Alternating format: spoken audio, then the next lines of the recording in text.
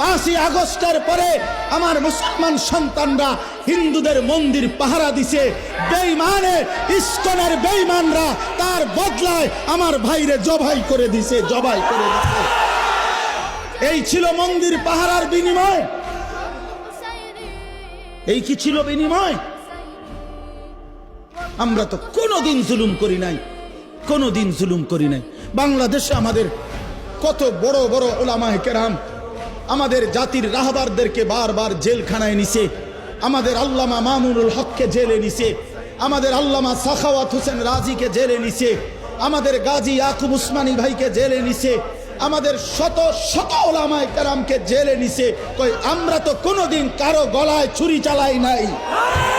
তাহলে তোরা বেঈমান, তোদের একজন বেঈমানের কারণে ওই বেঈমান নারী লোভী, ওই বেঈমান কিশোর বলাৎকারকারী, ওই বেঈমান যৌন নির্যাতনকারী, ওই চিন্ময় কৃষ্ণ দাস একটা অসভ্য, একটা নরপশু, ওই বেঈমানের কারণে মুসলমানের গলায় ছুরি দিলি কেন?